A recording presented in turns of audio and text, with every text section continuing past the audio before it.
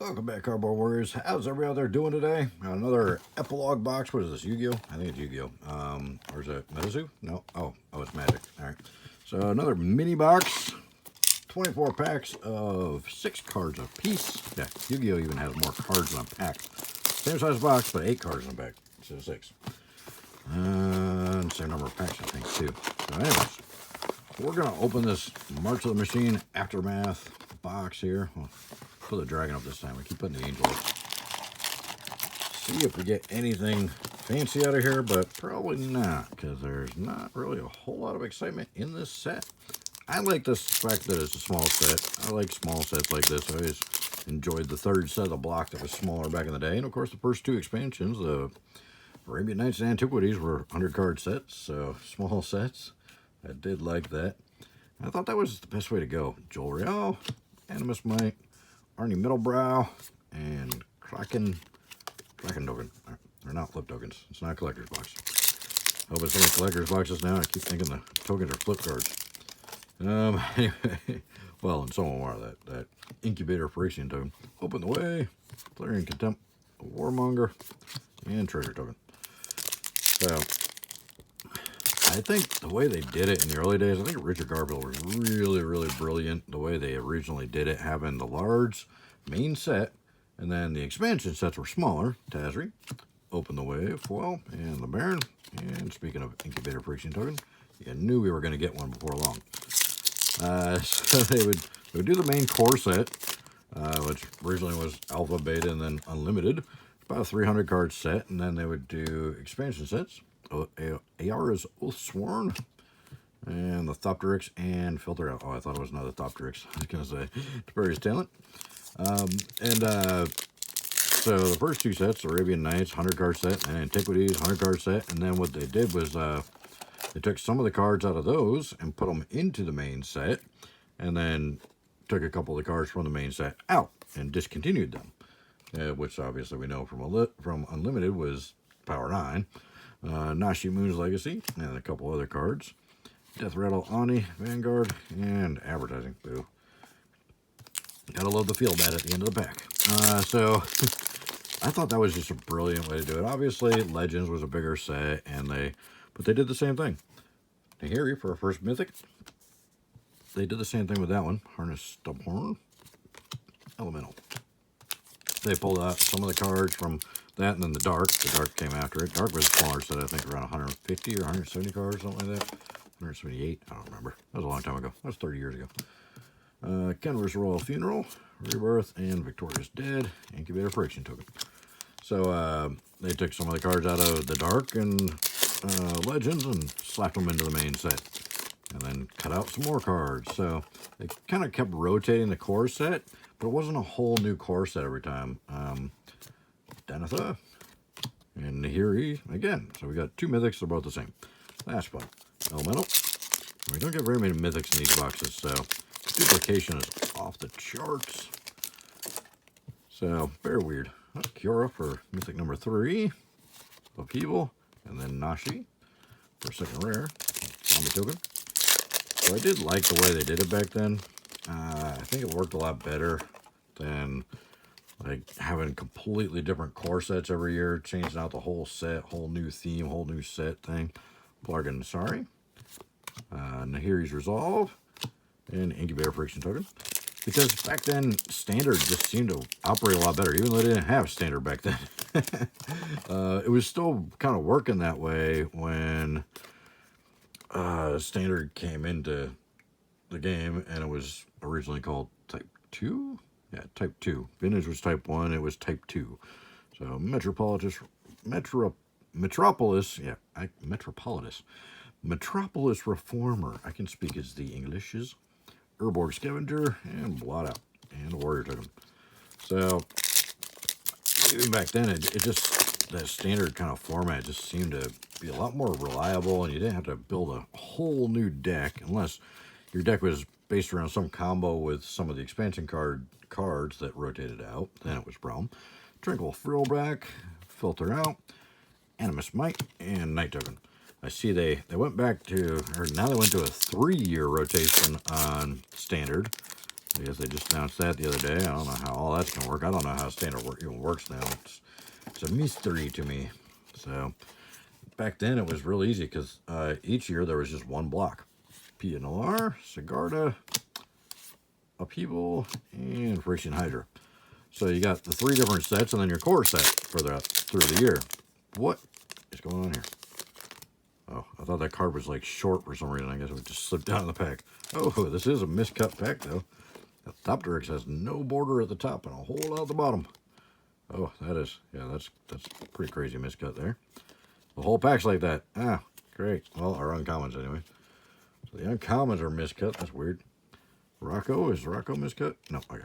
So Rocco, Campus Renovation, and as usual, when you get one Campus Renovation, you get another one right behind it. Incubator Friction token again. So back then it was the current standard set, or the current core set, and the 2 blocks around it. So, oh, more miscuts there. Yep, Campus Renovations for the 3rd and 2 packs. And the Copper Coat Vanguard. Hey, there's your training card. Training Grounds, $6. Went from $40 to $6 almost overnight. That's fun.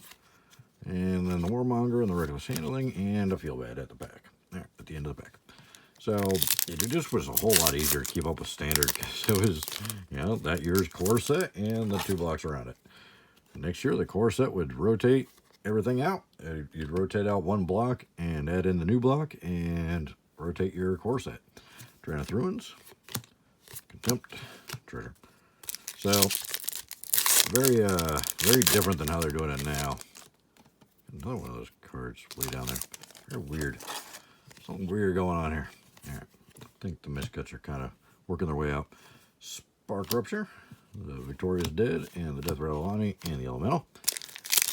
I definitely liked the way the formats worked back then. Of course, there was only 2, so it was probably a little easier to control. Unlike now, where you got 75 different formats. Hey, Nissa. So our 4th mythic finally, and it's the most valuable mythic, standard mythic in the set. And then a full art Spark Rupture. That's a really good looking card. The art's a little weird for me, but I just think it fits well with the card itself. It looks good. And a Spirit Token at the end. All right, so let me know what you guys think. Were you playing back then? Do you remember how the Type 1 and Type 2 was set up and the 3 set blocks? Scavengers, Animus Smite, and the Stubhorn again, and the Thopter. I just thought the game kind of flowed better, and it didn't seem like you had to buy a new deck every week like it kind of does now. Oh, we're back to the miscuts. Filter Out and Blot Out. Oh, man. Well, Blot Out almost has nothing at the top and Acreage at the bottom. All right, that's weird. Sarkhan for Mythic number 5, and Contempt, and the Thopteryx. Incubator Friction token.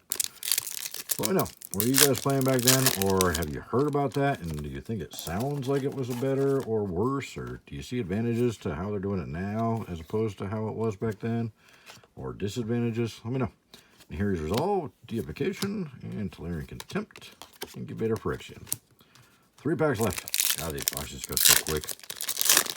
Especially when there's not really a whole lot of fancy cards to talk about, so we just got to kind of blab about things. It was a renovation. Rebuild the City, Thopteryx, Upheaval, Friction, and Separaling. Seems like I'm saying the same 3 cards over and over. So much duplication. I think 50 cards might be a little small for a set. I think 100 cards is perfect. Leyline Immersion, Death Rattle Ani, Rebirth, and a Damaged Knight token. Oh, wow. Look at that thing. Ka-dunk. Oh, jeez. Something got a hold of that. Oh, it's awful. All right. Throw them to the side. Huge damage. Well, this pack was already open. That's good.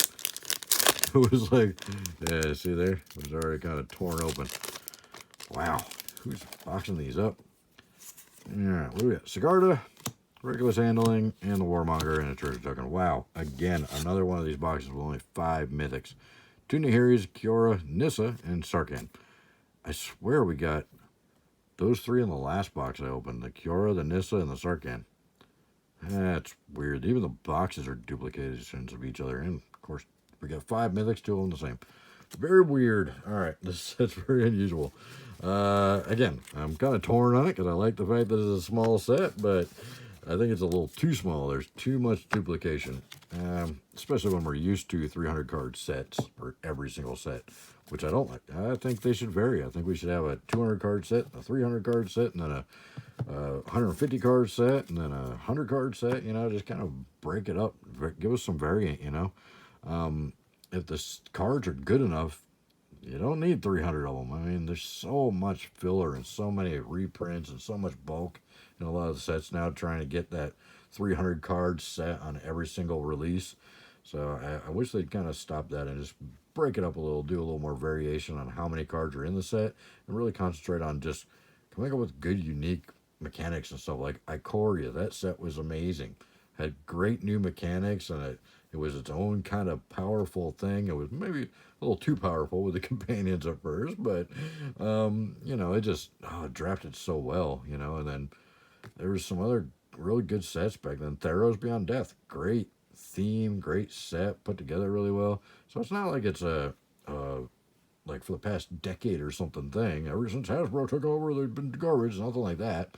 It's just you know, there's hits and misses, and it seems like there's not a lot of congruency, I guess you'd say, between the sets that are being released. It's like there's different groups of people working on this set and that set and the other set, and that's how they end up with, you know, huge high-dollar reprints and two sets that come out 2 months apart, you know, and then completely crush the value of a card and stuff like that. It just seems like people are stepping on each other's toes, and they don't even realize it because there's too many different divisions too far apart trying to work on different sets. So I'd like to see a little more communication between the different crews working on the different sets, and a little more playtesting between the sets, you know, so we don't come up with as many broken combos and have to ban cards as soon as the set comes out. So that's kind of weird.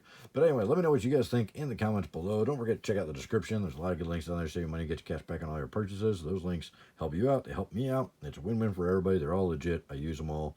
That Rakuten app is just free money. I mean, literally just free money down there. So check that out. All you got to do is download the app and then open any of your other apps like Sears or Walmart or whatever, or eBay even, or Amazon, and just open the Rakuten app first and then go open that app. Best Buy's in there, all that, and then buy something, and you get cash back from Rakuten just for going through their app to get to that other store. So it's easy money. Anyway, thank you guys so much. I really appreciate it. Hopefully we'll see you next one. Bye.